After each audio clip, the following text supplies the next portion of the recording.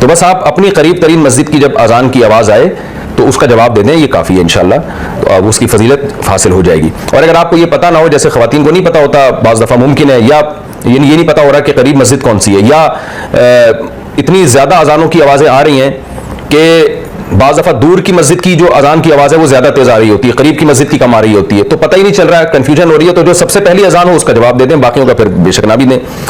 اور اذان کا جواب دینے کا طریقہ کیا ہے کہ جو الفاظ مؤذن دہراتا ہے جیسے ہی وہ خاموش ہو آپ بھی وہ الفاظ دہرائیں. جیسے مؤذن نے کہا اللہ اکبر اللہ اکبر، تو جب راہ پہ پہنچا آپ نے فوراً کہنا ہے اللہ اکبر اللہ اکبر. پھر مؤذن کہے گا اللہ اکبر اللہ اکبر، جیسے ہی خاموش ہو آپ نے فوراً کہنا اللہ اکبر اللہ اکبر. جب وہ کہے گا اشہد ان لا الہ الا اللہ، جیسے ہی خاموش ہوتا ہے آپ نے کہنا ہے اشہد ان لا الہ الا اللہ.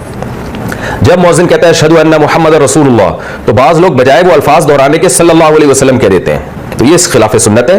جب مؤذن کہے گا اشہد ان محمد رسول اللہ تو آپ نے بھی کہنا ہے اشہد ان محمد رسول اللہ.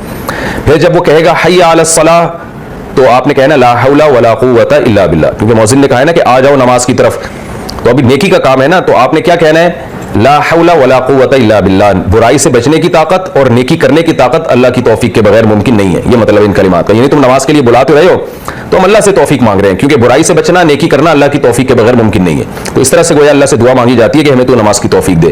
جب مؤذن کہے گا حی علی الفلاح تو بھی کہنا لا حول ولا قوۃ الا باللہ.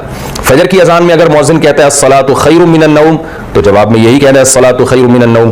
پھر وہ اللہ اکبر کہے گا تو آپ نے بھی کہنا ہے، پھر لا الہ الا اللہ کہے گا تو آپ نے بھی کہنا ہے.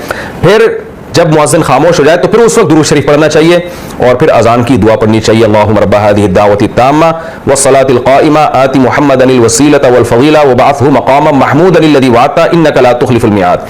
اس میں جو والدرجة الرفیعہ کے الفاظ ہیں یہ ثابت نہیں ہے، تو وہ جو درود شریف اشہد ان محمد رسول اللہ میں پڑھنا تھا نا وہ اذان کے آخر میں پڑھیں.